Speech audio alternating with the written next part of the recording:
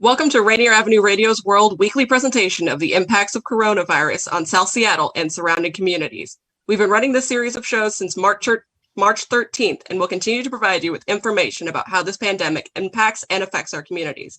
I'm your guest host, Ashley Stenger, and today we'll be talking about the 2020 Earshot Jazz Festival. I am joined by its Executive Director, John Gilbreath. Hey, John, how you doing today? I'm really good, thanks. Great to be here. Awesome. I'm glad you've returned. We've had you back in May. I'm glad to have you here again. Well, it's good to be anywhere these days. That is true. So for our listeners who don't know, can you give a brief overview about what the Earshot Jazz Festival is? Sure. The Earshot Festival has been Seattle's major annual jazz festival we're in our 32nd year now. The Earshot organization is a nonprofit organization formed in 1980s to support this great, really deep and really wide jazz community that we have here in Seattle. And Earshot does that by publishing a monthly magazine, which we've distributed over 2 million copies of free of charge around Seattle since we began. We do some education programs as we can and produce a lot of concerts. That whole world has changed now. And among them, our biggest,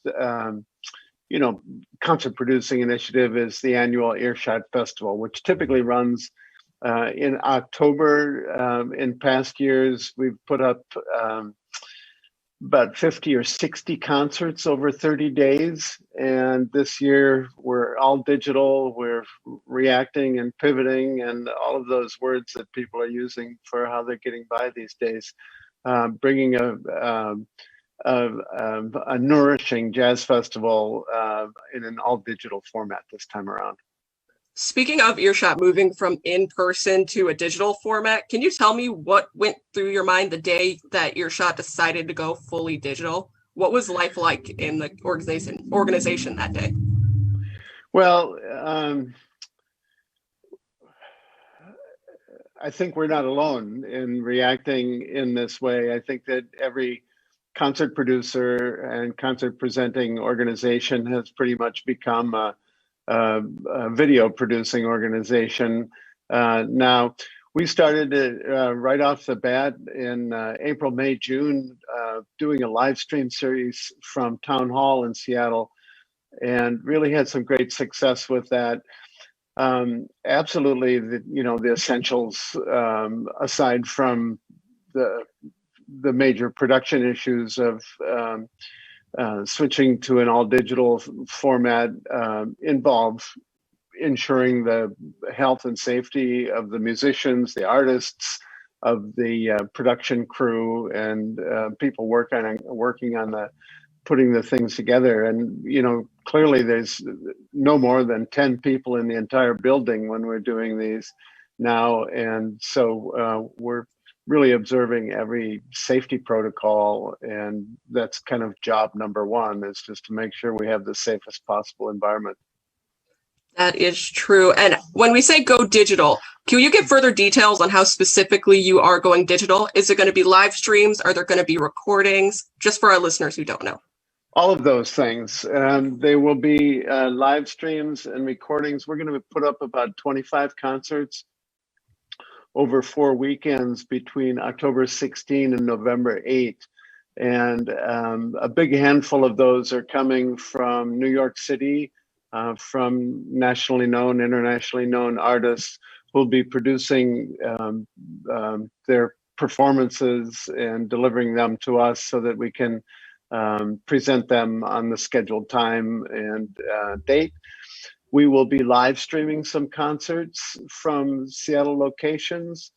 We'll be at Town Hall once again. We'll be just up the street from you at the Royal Room for a few events, and we'll be at Langston for some events as well. And we'll be pre-recording some events. And in addition to the concerts, we'll have a healthy schedule of interviews and panel discussions, community engagement, offerings in a variety of formats.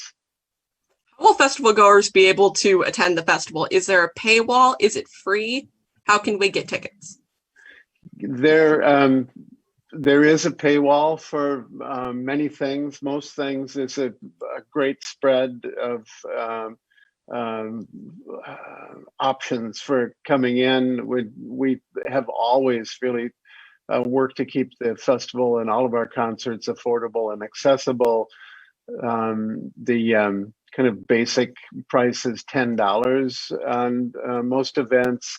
And we will also offer some no charge events for those that need them. We want people in.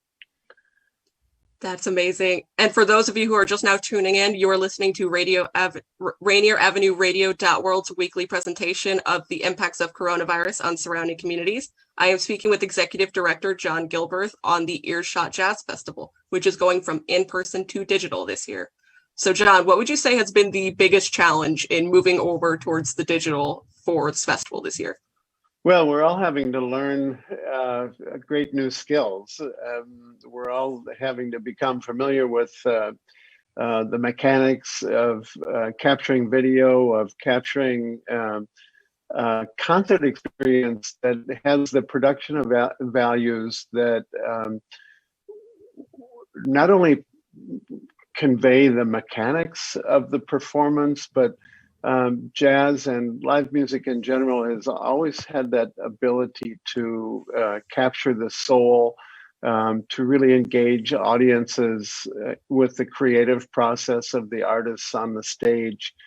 And we just really hope to aspire to being able to capture that spirit of live invention, capture that essence of the music that can touch people, touch us all, and move us in ways that nothing else can. And so, absolutely, we're hoping to capture that. The mechanics also require us to, because the processes, the official processes, are somewhat different. So we go from a concert presenter needing to make arrangements with national publishing aspects to protect the artist's rights for their intellectual property. Historically, those entities are ASCAP and BMI and CSAC, which are CSAC, the more international licensing. So there's a little bit of a difference between presenting a live concert and streaming something, especially if you're going to stream it a couple of times or if you're planning to archive it, then it becomes a whole different aspect as far as licensing to protect the artist's rights. So we're needing to learn a lot of that as well. And it'll be interesting. Do you think that a lot of the things that are going to be used for the digital festival this year will be also used carry on to when you guys go back to in person and maybe say a year or a couple of years time? I think so, definitely. I was in a meeting yesterday with a group of jazz presenters in the Western US and Canada, and really interesting and informative to talk with peer organizations, large and small, about how they're reacting and maintaining in these days. And everybody's, pretty much thinking that, video is going to be a part of the future going forward, even when audiences can come back. As you know, the whole process around COVID, the only certainty these days is uncertainty. And so, moving forward, it's going to be one thing to have it be officially okay to have audiences come into a room where live music is being performed, but it still has to be okay with the individuals in the audience, and people have to feel comfortable being able to come out and be in a room with other people. So that process may take longer than any of us know. And over the years for us, Earshot, we've presented close to 3,000 concerts, and I really lament sometimes because some of them have been so, many of them have been so astounding and kind of legendary in the Seattle concert lore, that I've kind of lamented that we don't have an archive captured and ready to go. So this will enable us to start that process of more tangibly archiving some of the performances, of course, with the artist's permission, and to make them available.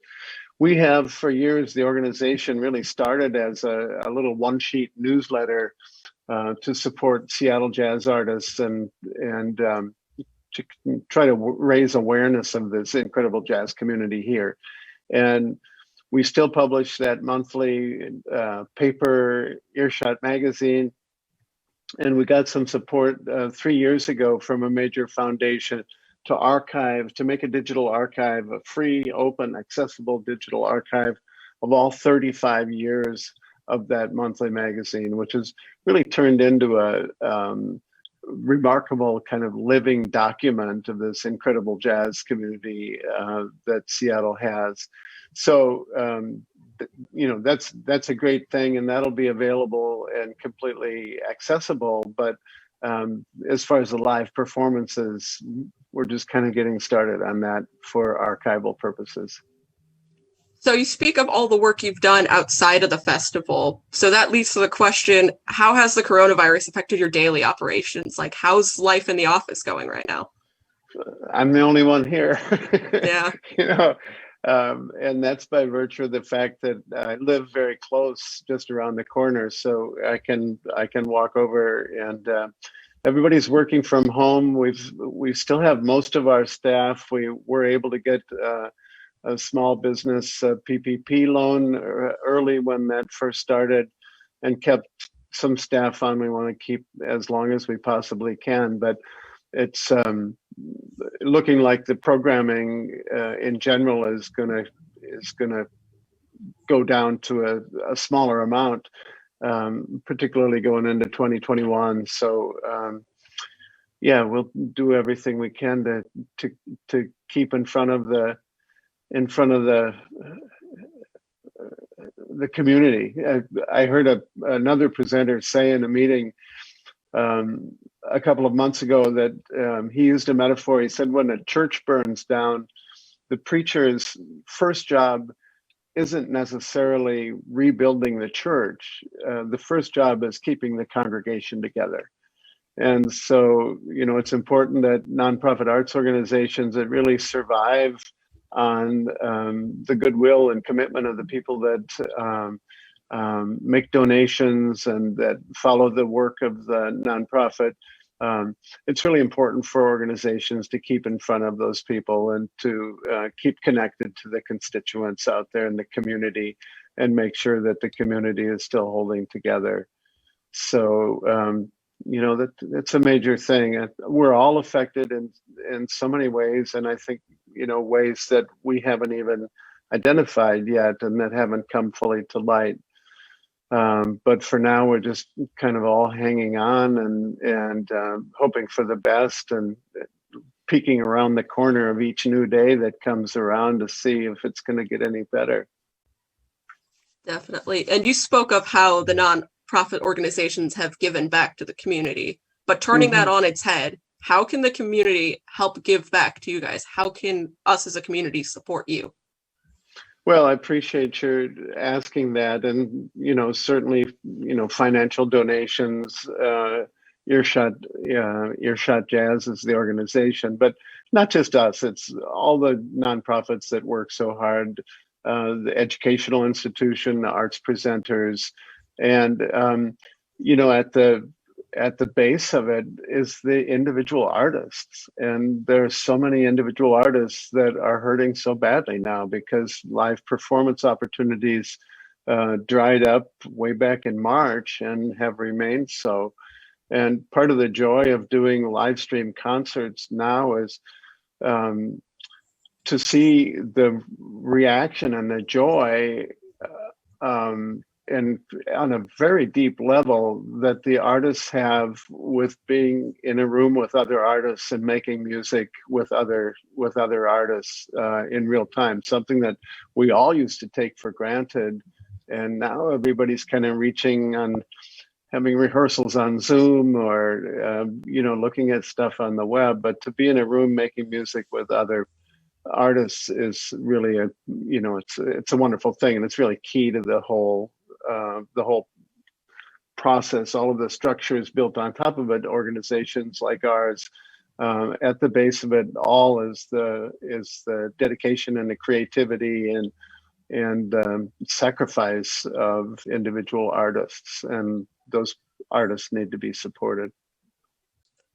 Just reminding everybody who is tuning in, you are on Rainier Avenue Radio World's weekly presentation on the impacts of coronavirus in the surrounding communities. I am with Executive Director of the Earshot Jazz, John Gilbreath.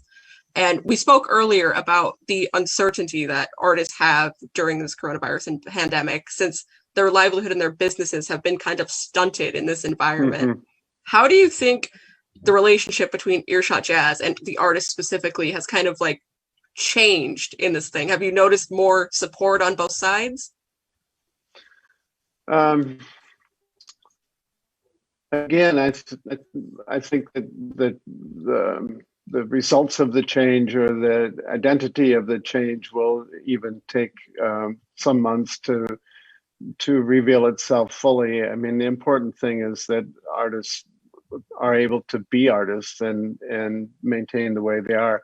Many musicians also teach privately, and that whole process has changed too. Much of that happening online and through Zoom teaching sessions, and everybody applying their creativity to other means as far as working their art and their craft, and still trying to keep some money coming in. So yeah, it's an interesting dynamic for all of us. We have to watch out for each other. We have to be tied into each other. We have to support each other. But as they say on the airplane, we also have to put on our own oxygen mask first and make sure that we're alive to support the infrastructure going forward. Now, let's talk about what might have been. Say if coronavirus wasn't going to happen, what would you have pictured for this year's Earshot Jazz Festival in person? You know, I already had, by March of this year, I already had, as more than half of, at least as big a festival as we've got now. I already had things booked. All the things that come together earlier for me are those things that with artists that are on tour, coming internationally, or much of New York much of jazz originates out of New York City, and artists on every tier are touring, and those tours take a while to put together. So, and even in March, I had maybe 25 or 30 things all booked and ready to go for the fall time, but they were all touring artists, and that whole everything just, fell apart and went out the window. So it was a question of rebuilding with artists not coming to tour. And it's also a time, for us to double back with our Seattle artists. I mean, we have just so many absolutely world-class musicians, artists of all kind, living in this city and working in this city. And we certainly could have gotten a full schedule of streams coming from New York City or coming from various other locations, but it's really important for us to put some artist fees to work in our own community. So we're, way more than half of the artists on this year's festival are Seattle-based artists, and we maintain that commitment. So, yeah, the festival would have looked different, but as always, we do as much as we can, and then usually just a little bit more, and it all seems to work out fine. Well, since we spoke about what might have been, we should probably start talking about what is currently now. What can you give us a teaser? What's the lineup like for this year's festival? It's a great lineup. Some of the things we have coming from New York City include a project that I've been kind of wanting to do for a number of years and have been working on a little bit, mainly just to try to get the artists to want to come out and tour with it. And this is Ravi Coltrane, who is the son of John Coltrane and Alice Coltrane. And Ravi, obviously, name borrowed from Ravi Shankar, Alice Coltrane's, and John Coltrane's spiritual influences, wide in Eastern philosophies, and really the kind of the spiritual base is the core of Alice Coltrane's music, certainly, and John Coltrane's too, although the expressions were very different. And so a concert that we're presenting as our opening concert, and then we're going to present again as our closing concert, is a quartet with Ravi Coltrane, tenor saxophonist, with a remarkable young harp player named Brandy Younger, who was also in New York City. We had Brandy on the festival by herself a couple of years ago in a concert at Langston. And so it's a quartet that embodies the fire and the spirit of John Coltrane's work, and the spiritual aspects and kind of wider dimensions to the music that the harp brings to the picture. And the music that they're working with is music that Alice Coltrane was known for. And Ravi, because just because he's the son of these two great artists doesn't mean that he's not his own man. So he has his own, like in all art and jazz, he's got his own power and his own spirit that he brings to the music, which is considerable. So I'm absolutely delighted to be able to anchor the festival in that way with this music that really celebrates the spirit that is possible in jazz. I have to say that jazz is absolutely a cultural treasure of Black America. If no Black America, no jazz. I mean, it's just at the core, and we hold that philosophy, deeply, and move forward from that. But also in the music, there's in the evolution of the music, there was a time when the spirit or the soul of the music became de-emphasized in favor of the intellect and the chops and the ability to play really fast and to do remarkable things.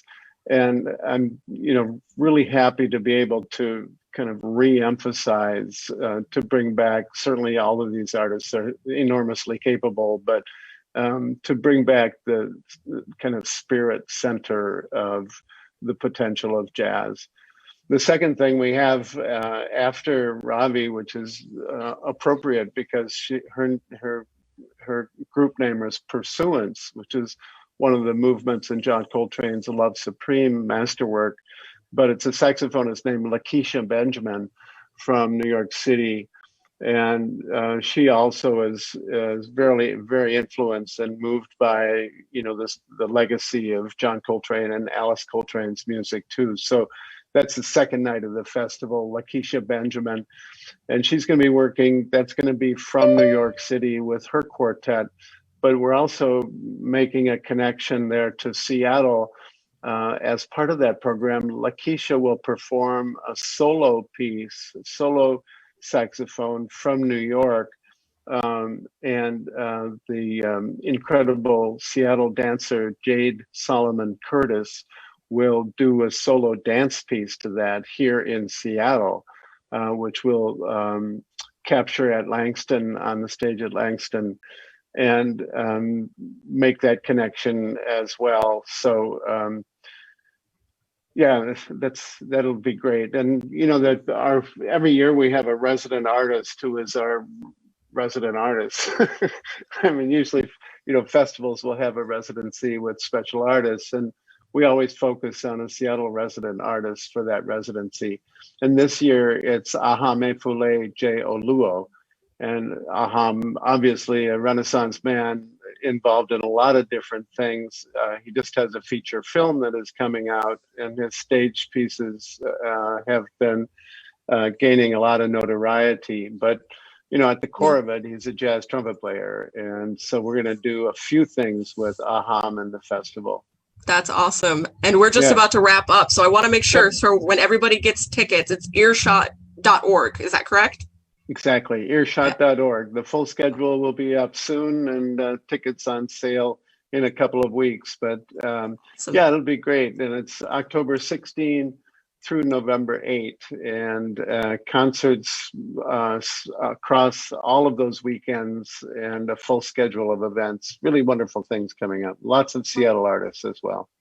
That's awesome. And I want to thank you, Executive Director of Earshot Jazz, John Gilbert, for joining me today on Rainier Avenue Radio's .world, like our weekly presentation on the impacts of coronavirus in our community. Thank you so much for joining us. We appreciate you taking time out of your day. And huge congratulations to the work that you do at Rainier Avenue Radio. It's a great asset. Thank you so much. Appreciate your time. We'll be right back. Thank you. This is Paul Pearson, host of Star Time. And when I'm not meeting Mrs. Jones in that cafe for a chat and nothing else, I'm listening to Rainier Avenue Radio.world.